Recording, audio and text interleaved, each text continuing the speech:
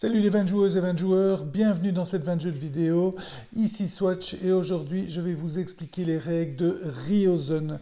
Ryozen qui est un jeu de Martino Ciacciera et Michele Piccoclini, un jeu de 2 à 4 joueurs édité par Tabula Games qui a déjà fait pas mal de jeux, qui a une grande expérience dans les Kickstarter puisque ce jeu est présenté en Kickstarter et qui a fait entre autres le dernier en date c'est Volfirion.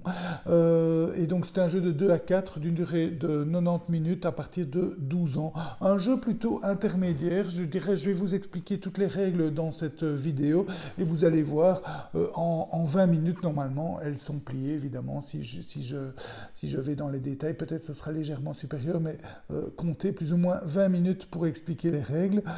Un jeu vraiment très chouette que moi j'ai adoré.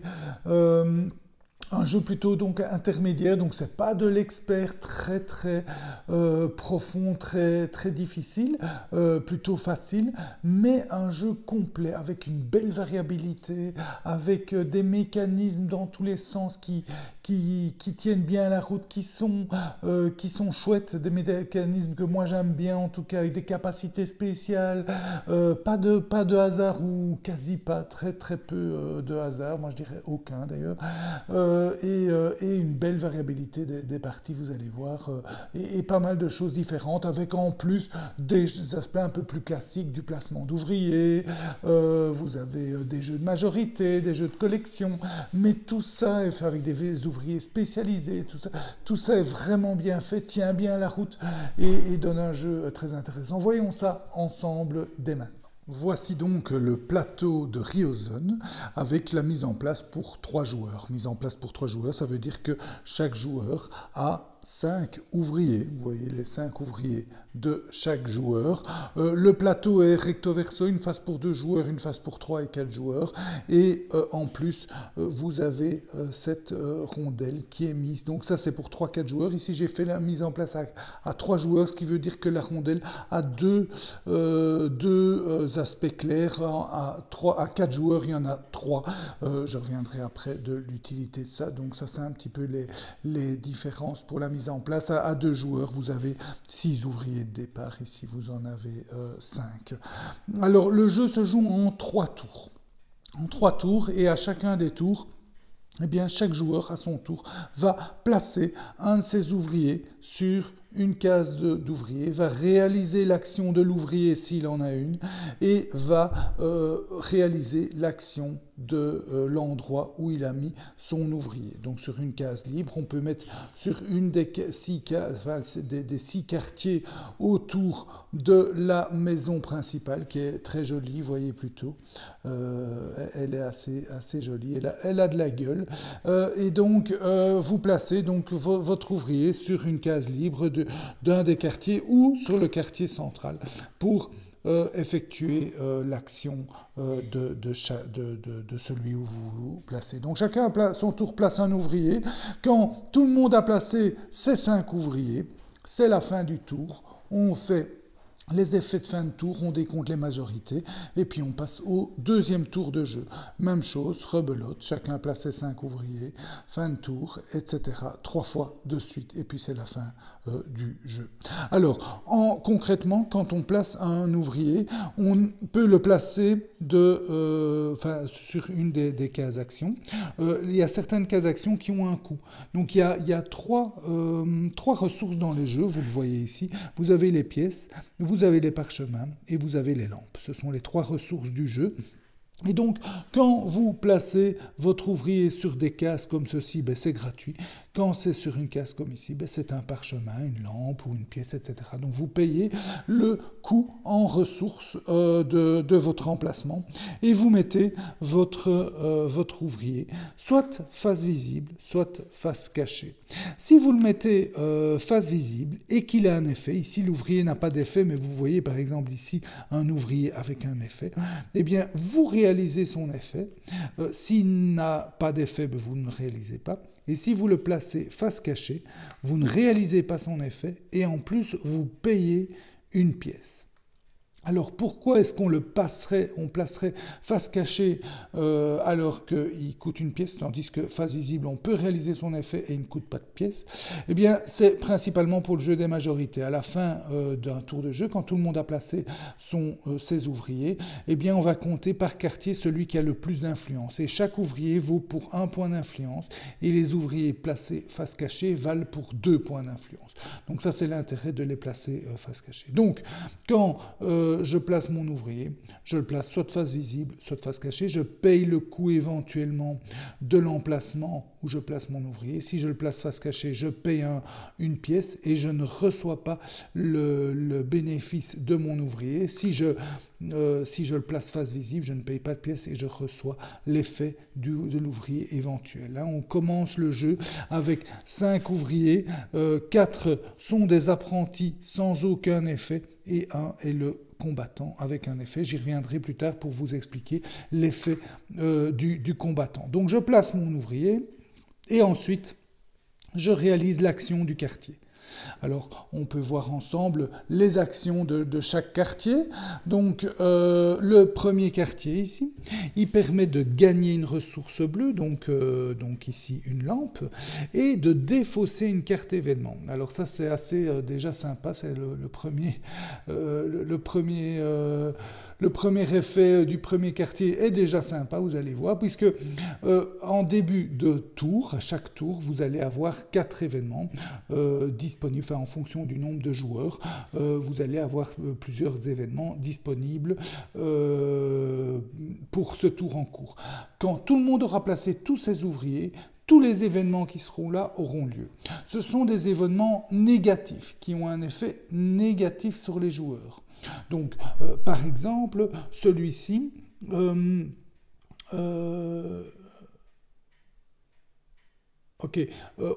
regarde le nombre de quartiers que les joueurs ont mis, le quartier différent où les joueurs ont mis leurs ouvriers, et en fonction du nombre de quartiers différents où on a mis son ouvrier, eh bien, on reçoit un nombre équivalent de points de victoire négatifs de faveur. Donc ici, chaque joueur perd une des cartes révélation, une des cartes comme ceci qu'il aura acquises précédemment. Là, chaque joueur paye une des ressources de chaque type. Donc les 3 ressources, ça veut dire si vous avez les 3 ressources, vous en perdez 3. Et le dernier, ici, on perd des points en fonction du nombre d'apprentis qu'on aura mis face visible sur le terrain. Autrement dit, ce sont des effets négatifs, mais qui vont avoir des effets négatifs plus ou moins forts parmi les joueurs. Donc, par exemple, ici, si vous êtes concentré sur deux quartiers à ce tour-ci, eh bien, ça ne va pas vous coûter, vous n'allez pas être fort pénalisé par cet événement, tandis que les autres, beaucoup plus. Celui-là, si vous n'avez aucune carte révélation en main, ben, vous n'en perdez pas, puisque là, vous en perdez une, mais si vous n'en avez pas, vous n'en perdez pas. Là, vous perdez 3 ressources, une de chaque type. Si vous n'avez plus de ressources à la fin de votre tour, ou si vous n'avez qu'un seul type, eh bien, vous ne perdez qu'une seule ressource. Et là, si vous n'avez mis très peu d'apprentis par rapport aux autres, vous êtes moins pénalisé. Donc autrement dit, ces événements sont tous négatifs, mais ils vont affecter chaque joueur différemment en fonction de la situation de chaque joueur. Et donc quand vous placez un ouvrier ici, vous gagnez une ressource bleue, et en plus vous pouvez défausser une des cartes. Vous prenez la carte et vous la mettez dans les défausses, donc ça veut dire que l'événement en question n'aura pas lieu à la fin du tour. Donc ça permet de défausser les événements. Les cases actions ici permettent de gagner une ressource brune, donc un parchemin, et de prendre votre pion, peu importe où il se trouve, et de le mettre tout devant et de décaler les autres de 1. Cette piste-là, c'est pas l'ordre du tour, on croirait que c'est l'ordre du tour, mais non. C'est la piste qui tranche les égalités dans le jeu de majorité en fin de tour. Donc en fin de tour, on va faire des décomptes de majorité. En cas d'égalité, c'est cet ordre-là qui va prévaloir. Donc, évidemment, si vous placez votre ouvrier, un ouvrier ici, et qu'un autre joueur vient placer son ouvrier après vous, eh bien, il viendra devant vous après. Donc, il vaut mieux venir le plus tard possible. Hein. Et à la limite, l'idéal, c'est quand il y en a deux. Hein. Quand il y en a deux, eh bien, vous placez là. Donc, autrement dit, c'est un petit avantage au dernier joueur. Hein. Le dernier joueur à jouer dans le tour aura l'avantage de venir probablement ici pour prendre cette majorité qui peut avoir une grande importance dans le jeu. Alors ici, ces deux-là sont assez particulières, enfin un petit peu comme les autres. Hein. L'événement était un peu particulier, bon ici c'est plus simple. Ici, c'était écrit dans cette iconographie-là. Donc d'abord, vous prenez votre jeton et vous pouvez le déplacer de 1 ou de 2. Et si il arrive sur une case non explorée, il s'arrête. Donc ici, vous l'avancez que de 1. Vous payez le coup. Donc ici, une pièce jaune et un parchemin. Vous gagnez 3 points de victoire. Et puis, vous prenez la première tuile action, vous la retournez et vous la placez à l'endroit où elle est. Donc, si un autre joueur fait l'action, il peut se déplacer de 2.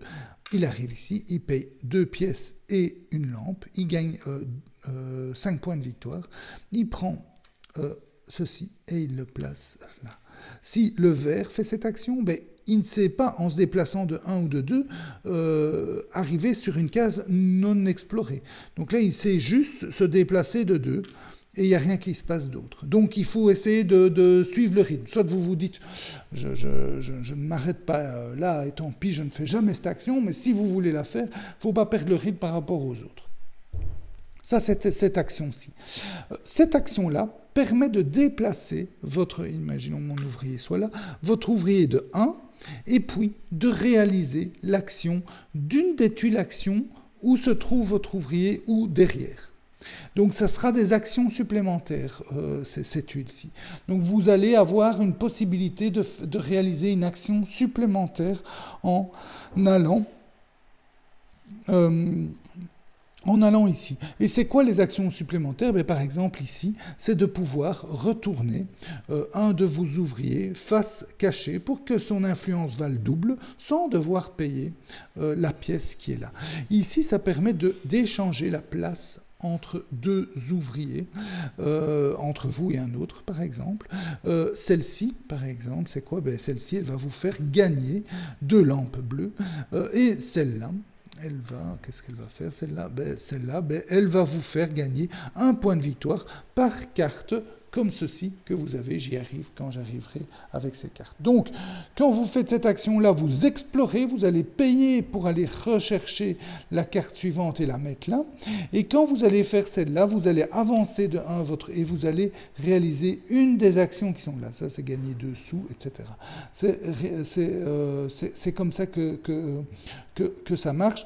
Quand vous arrivez à la dernière case, vous allez payer une ressource de chaque, gagner 7 points de victoire et retourner de l'autre côté. Et à partir de ce moment-là, quand vous ferez cette action-là, vous pourrez faire ceci en payant les 3 ressources pour avoir 3 pierres de lune. Les pierres de lune, ce sont des points de victoire à la fin. Il y en a de 3 types, les oranges, les mauves et les vertes. Et à la fin du jeu, vous voyez que les pierres de lune, si vous avez 3 pierres de lune identiques, ça fait 9 points de victoire. Si vous avez une pierre de lune de chaque type, ça fait 6 points de victoire. Une seule pierre de lune, c'est 1 point de victoire. Et vous avez aussi, si vous avez 3 ressources, peu importe qu'elles soient identiques ou différentes, par 3 ressources, c'est 3 points de victoire. Et sur les cartes comme ceci, vous avez des fois des points de victoire. Vous voyez ici 1 point de victoire et vous les gagnez supplémentaires. Donc voilà. Donc, cette action-ci, vous explorez, vous allez payer le coût, gagner les points de victoire et placer une tuile action. Cette action-là, vous vous déplacez et vous réalisez une des actions en sachant que la dernière est assez puissante parce que les pierres de lune vont vous faire gagner beaucoup de points de victoire. Cette action-ci, c'est marqué ici, vous permet de prendre une des cartes qui est là en payant son coût. Vous voyez ici 2 parchemins, 1 parchemin, 2 parchemins. Ces cartes-là ont des effets, ont des effets, des capacités, vous donnent des capacités spéciales pour toute la durée de la partie. Donc ça c'est assez chouette, ça va vous donner, la possibilité de rendre votre jeu bien asymétrique. Et il y en a pas mal, hein. Regardez tout le paquet qu'il y a. Donc il y en a pas mal des différentes. Par exemple, hein, voyons ici, ça va nous permettre de gagner une pierre de lune. Celle-ci, à chaque fois que vous placez un de vos ouvriers sur un des emplacements vert clair, eh bien vous gagnez un point de victoire. Ici, à chaque fois une fois par tour, quand vous placez un de vos ouvriers face cachée, vous pouvez réaliser, face visible, vous pouvez réaliser son habilité 2 fois. Donc voilà, vous voyez, et vous en avez plein comme ça. Et donc ça va vous permettre de un peu vous créer une petite stratégie et d'avoir des capacités spéciales en cours de partie. Évidemment, c'est très très bon pour la variabilité des parties. Et ce n'est pas tout, puisque la dernière action disponible, c'est celle-ci. Quand vous faites cette action, imaginons que ce soit le rouge, le rose qui le fasse, bien quand vous faites cette action, vous allez prendre un ouvrier à vous de la réserve, vous allez le placer sur l'emplacement le plus à droite disponible, enfin le plus à gauche disponible, pardon, et puis vous allez, si vous voulez, acheter un de vos ouvriers. Donc ici, Rose a 2 ouvriers disponibles, celui-là lui coûte 1 pièce, celui-là 2 pièces, quand on prend un ouvrier, on va remplacer donc on ne gagne pas un ouvrier supplémentaire. Donc cette action n'est pas si puissante que ça. Il va simplement permettre de remplacer un ouvrier. Donc je peux remplacer un ouvrier qui est déjà placé sur une case d'action par celui-ci sans exécuter son effet, ou remplacer, si j'en ai encore, des ouvriers dans ma réserve, la réserve rose c'est ici, et l'ouvrier que je remplace est remis dans la boîte, on ne joue plus avec. Et dorénavant, quand je placerai cet ouvrier, je pourrai réaliser son effet si je le place face visible. Alors c'est quoi les effets des ouvriers? Donc par exemple, le fighter, il permet de tuer un ouvrier adverse placé dans le même quartier.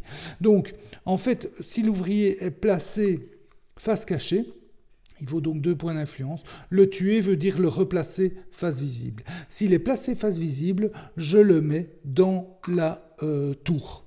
Ça c'est l'action du fighter. Par exemple ici, le clairvoyant. Lui, le clairvoyant, il peut soit défausser, quand vous placez cet ouvrier, soit défausser une des cartes événements, soit prendre la carte événement du dessus de la défausse et la remettre dessus. Donc ça peut être assez sympa.